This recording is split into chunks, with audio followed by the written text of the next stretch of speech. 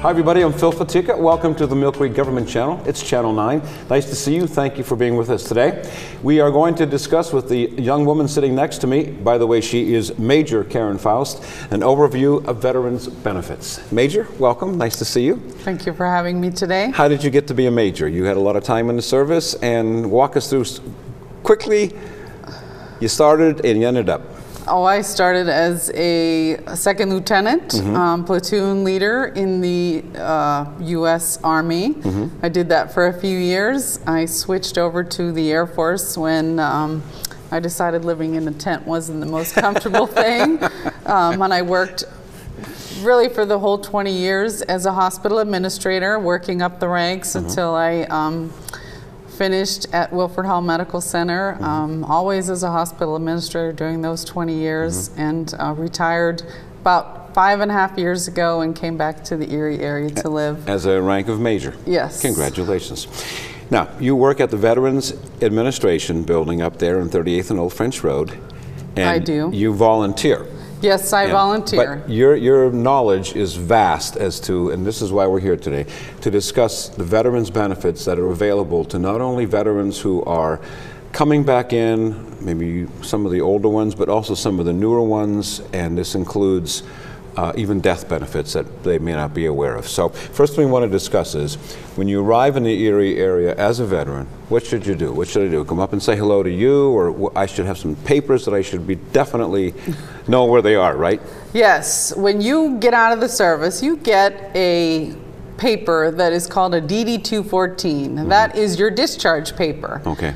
What you should do almost immediately when you arrive in Erie is take that paper and go to the Erie County Courthouse. Okay. In room 101 is the Department of Veterans Affairs, and you should take that to the office and register that.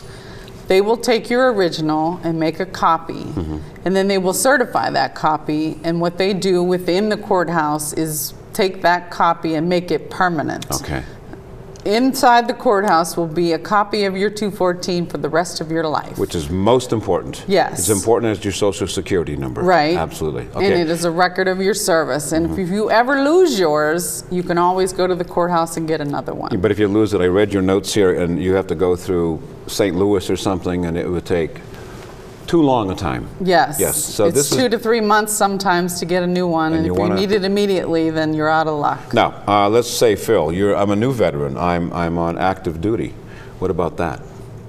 You said most of us have what's called a SGLI or 1. That would be the Servicemen's Group Life Insurance. When we're on active duty, we get some very cheap insurance, dirt cheap anyway. And when you are on active duty, you can have that in case you're killed on active duty. Your family gets a nice insurance benefit. Okay. When you leave active duty, you have the option within 120 days of leaving active duty to switch that to a veterans group life insurance. Transferring it. You can transfer it without any health care questions within 120 days. Wow. Are there veterans that don't know this, or is this is pretty common knowledge? It's not common knowledge, no. Okay. You can do it online. You can do it by calling an 800 number that is available online at va.gov. Say that again, because this online is key. va.gov is a very important website. It gives you information about hundreds of veterans benefits. Okay, va.gov. That's the one you want to know too. Okay.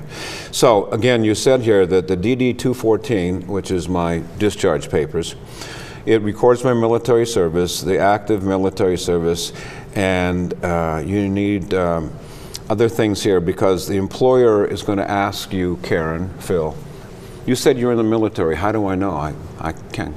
How can you produce proof of that? Just show them your DD-214. It shows your record of military service. Okay. It also shows whether you had an honorable or other than honorable discharge. If you're getting a job, your employer likes to see that you had an honorable discharge, and your DD-214 will show him that or her that. Yeah. What about a claim for service-connected disabilities? If you believe that while you were in the service you had an injury or an illness that was done while you were on active duty or if it was aggravated by military service, then you can file a claim for something that's called a service-connected disability. Okay. Does that happen a lot? It does. Yeah. One more before we get a little bit more specific. Healthcare, I would think, would be the big 600-pound gorilla in the room, because this eligibility for healthcare facilities and services at VA facilities, rather, is just enormous. Is that, I mean, how big of an area does the VA serve? Not just Erie County. Oh, it's across the country. It's the largest healthcare system in the country. They have 152 medical centers. They have 800 outpatient clinics. They served 690,000 inpatients last year, 79 million outpatient visits. Whoa. That's a whole lot of health care. Say that again. 79 million outpatient visits. Now, Erie doesn't just serve Erie. They serve who They else? serve 9 counties. Ohio, New York, or all PA? Eastern Ohio, Northwest Pennsylvania, and Southwest New York. So it's a very active place. In fact, I noticed that they did some remodeling there not too long ago. Yes, we have a very large construction project going on. Yeah. It's several phases. They're going to have 4 new buildings, a new parking garage, which is very sorely needed. Parking is a terrible problem at the VA. There are so many questions to ask you. We could talk for days, but one of the things that you're directly involved in is that transportation. Is that correct? Yes, How does that work I out? volunteer at the transportation office. I'm Phil, I'm the vet, I need transportation. What do I do? How does that work? If you don't have a car, maybe the doctor took your driver's license away from you and you have absolutely no way to get to the medical facility. Okay. We have a system that will send a van to your house, pick you up for your medical appointment, take you to the VA, and take you home after your medical appointment is over. All you have to do is just call, right? You just call our office at 860-2095, and we'll set you up for a ride. Okay, it is absolutely free. That's terrific. Silly question, did you ever think that you'd end up in the military? Has it always been your arrows pointing in that direction? I know your dad was in the military. My father is a Korean War vet. I did not think I would be in the military. When I was in school at IUP, you could take gym or you could take ROTC. ROTC was really easy to get into, and it satisfied the gym credit. And it was fun, so I stayed in it. So you stayed in it. And they offered me a scholarship to finish the last 2 years, and here I am 20 years later with a retirement, and I have the opportunity to give back to veterans and volunteer at the VA, and it's a lot of fun. That's so nice of you. That's so nice of you. Well, I can't find a gentle way to say this, but upon the death of a veteran, your family will need your 214 for death benefits. What kind of death benefits do they get because of that? Well, upon the death of a veteran, the family has quite a few things that will come to them. Your 214 is very important. You have to give a copy of that to the funeral director. Okay. You can be buried in the VA National Cemetery System. And there are none around here, are there? No, not that close. Not that close. Right, I think my notes here say Dayton, Ohio, maybe? I think Dayton National Cemetery. Indian Gap is another one in Pennsylvania. But nothing really within an hour or two of here. It's quite a distance away. Okay. You get in the National Cemetery Service, you get the grave site. You get a grave site liner that goes around the casket or the crematory vessel.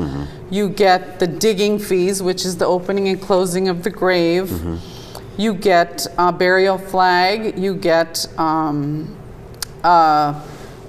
military honors if you choose. You get a presidential certificate. And you get a headstone or marker. Okay. It's interesting you say that. I have an uncle who was a veteran of World War II, both the European and the Pacific theaters, and I have a executive his will, his estate, and so I'm privy to a lot of the information. And one of the points that he has driven home to me is that upon my passing, I want you to notify the military of this because of my veteran status. So yes, what you're saying is extremely, extremely important. Now I do want to let you know also that if you have your burial in a private cemetery, you are also eligible? You're also eligible for a headstone or marker. Okay. You also get the burial flag, which we see very frequently when we go to funerals. It's laying in the casket. You get a military honors if you choose. The funeral director will help you with that, and also a presidential certificate. All of this is at no cost to the family. And at the National Cemetery System, those are considered national shrines. So they keep the perpetual care of the gravesite very, it's very well taken care of. So you can, if you decide that your loved one is buried in the National Cemetery System, the gravesite is quite well taken care of. I want to stress again that you mentioned the number 79 million outpatient people coming to the various centers around the country, which reestablishes what you want to make clear here is that health care is so important, and you provide that for them by getting them there with the transportation. We can't stress that enough, that you think that I'm not eligible, I can't get there. Just call and they will get you there. Right. Every VA that I can think of, I have never heard of a VA that doesn't do it, will offer you a free ride to your appointment. We also refer people from our facility in Erie to larger facilities in Buffalo, Cleveland, and Pittsburgh. We will also take you to those facilities also for free. Okay. Let's use Phil again as an example. I'm in the military and I was in freshman, sophomore year of school and interrupted. I went and I fought in Iraq, Afghanistan. My education was interrupted. Do I have anything that I can claim as a veteran now to say, can you help me out a little bit here? Because my education, I can't afford to pay for all of it right now. Anything there for that? Sure, we have the GI Bill. Okay. When I came in the service, I had an opportunity, as everyone else did, to purchase the GI Bill. It was $100 for 12 months, just $1,200 to get potentially thousands of dollars worth of tuition and fees and books and a housing allowance at a later time when I got out of the service. Wow. The GI Bill that's going on now is called the post 9/11 GI Bill. Okay. That is for anyone who served on or after September 11th, 2001. Okay. Yeah, it's funny you mentioned that my uncle used the GI Bill to go to school after World War II. My father as well, from the Korean War. From the Korean War. So there are a lot of benefits here. Let's talk about the ones that getting a home loan through the government. Are you eligible for that? Any vet is eligible for a VA home loan guarantee. Wow. Is it at a reduced interest rate, do you know, or how do they Usually they are. Anybody who wants to buy or build a home or a condo, anyone who wants to fix up the home or condo that they already own, or who wants to refinance the loan that they already have, can go through the VA to do that. Okay. I want to again discuss, you mentioned earlier that there are some, if I'm incorrect, tell me, these are like national cemeteries, and there are, according to my notes, there are like 4 around our area. Indiantown Gap, the National Cemetery of the Alleghenies, the Dayton National Cemetery, and the Ohio Western Reserve National Cemetery. And you know, those are not really within easy driving distance of us, especially if it's a winter's day and people want to go visit a loved one, a father, a mother, a sister, brother. And again, you can be buried where you want, and the military will help you financially with that, because it can be quite expensive. Are you finding that more and more of the veterans are getting cremated? That seems to be a trend among the general populace. Yes, I would say so. The last 2 veterans that I assisted in the families in the death of those veterans, both of them were cremated. Oh, and you do that too? You organize not only the transportation? I do that just on a personal basis. If I know the family, they have called and asked me for assistance in making sure that the benefits that veteran so richly earned are taken care of at the time of their death. My notes here say that nationwide, the VA has a new online site called My Health Vet. My Healthy Vet is a brand new, relatively new, I would say, really cool website. Okay. You can sign up for My Healthy Vet. It is something that is filled with options. The most popular option is you can get your prescriptions refilled right online. No longer do you have to go into the VA, turn in your refill prescription one day. You used to have to come back the next day to pick them up. Sure. And then they changed it so you could drop it off and you'd have to wait several hours to pick up your prescription. Now all you have to do is go online and click a few buttons. Your prescriptions are on their way in the mail. You don't even have to come in anymore. Oh, that's really good. It's so convenient. Again, it's My Healthy Vet. Okay, and that's .com, .org. It's, if you go on the va.gov website, there's a link right to it. There's a link right to it, okay. Again, this is Karen Faust, Major Karen Faust, originally from the Erie area, moved away, came back, works at the VA up at 38th and Old French Road. A lot of nice construction going on there, new building, scrubbed up. And there's a lot of ways that people, though, can distinguish themselves paying respect to the vets by not necessarily being in the military or connected with the military. Tell us about some of those ways that people can do this to show their concern and they demonstrate their support of. Flying the flag, for one, of course. For heaven's sakes, flying the flag is a wonderful thing. I love it when I go into a neighborhood and I see houses with the flag flying in the neighborhood. Yeah.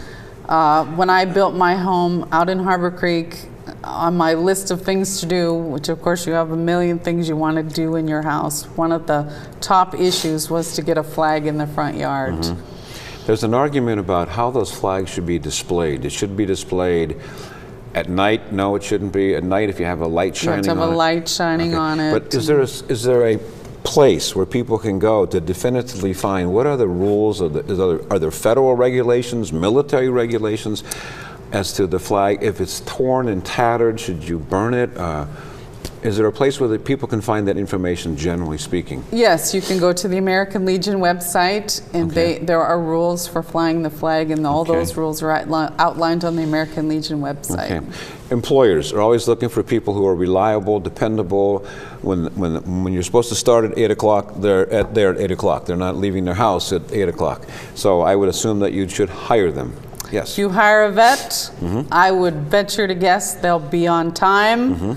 They have certain leadership skills that you will find very helpful when you are accomplishing tasks at your work. Yeah. If you have 2 candidates or 3 candidates and everything is equal, I would bet that if you hire the vet, you're going to get a better person. Okay. I don't want to throw you a curve here, but my sense is that within the last 8 or 9 years or so, the veterans returning from wars, foreign wars especially, are treated way much better than those who return from, let's say, Vietnam. Yeah, that was a time where they were not greeted warmly. And is that true, do you think? Is that what you're hearing from the people who come to you for service, the older vets and the newer vets both? Is that a common feeling expressed? Yes, it is. The Vietnam vets that come into our VA hospital still have a very strong feeling that they were not appreciated when they came home from the Vietnam War. All these years later, they still have a little bad feeling in their system that when they came back, the country didn't appreciate what they did for them. That was of my era. And so when I go to Washington and I notice the memorial, the Vietnam Memorial, you approach it, and people are talking like this, but as you approach it, the conversation level kind of drops off like this. It gets very quiet, and you walk sort of down a little slope, and then all of a sudden, when you're at that memorial, it's bone quiet in most cases. People are crying, people are leaving items, they're rubbing off, sketching, and it has become, I think, one of the most visited memorials, and yet it took so long to get a World War II memorial up there in Washington. You know, people say, well, where's the praise for the people who fought this huge war? And that's finally up and going. So the people coming back, Iran, Iraq, Afghanistan, the Middle East, all those countries, they're appreciated? There are better feelings about them, you think? Oh, I think absolutely so. Yeah. If you see a veteran who is wearing a ball cap that says that they served on a certain ship or that they are a Desert Storm veteran, walk up and thank them. Yeah, just gonna How say. much they would appreciate that. Yeah. If you see someone who's wearing maybe a leather, not a leather, but a denim, or maybe a leather or a denim jacket that says something on the back of it that they're an American Legion rider or from a certain war, then just thank them for the service that they gave. That no matter how many times you thank them, they still appreciate it, because what they did for this country is just a wonderful thing. Absolutely. And what you did too. Wonderful thing. This is Karen Faust. She's a major, retired. Doesn't look old enough to be retired. What are you, 26, 27? Don't give me a real age. Okay. A lot older than that. Oh, 28, okay. And she works at the Veterans Administration Hospital on 38th and Old French Road. She's involved in so many activities, and one of them is getting the word out as we're doing today, an overview of the veterans' benefits. And we got a couple minutes left. So the big one is that you operate. We can get you here for hospital and health care. Is that correct? Right. Call us. We'll come and get you. 860-2095. Okay. If we have a seat on the van, we'll give you a free ride. And you come for a free ride. Healthcare, by far the most important thing to everybody, especially veterans. I believe so. Yeah, and if you are, make sure that you have your, is it DD 214? That's your discharge. 214. Your discharge papers. Take them to the courthouse. Please take them to the courthouse. They'll tell you where to sign in, and then they always have them, because those papers are like Social Security to you. For the rest of your life, that paper will be at the courthouse. Yeah, you want to get those benefits that you're entitled to. Right. Some of them are picking up your education. Maybe a loan for a home, right? Yep.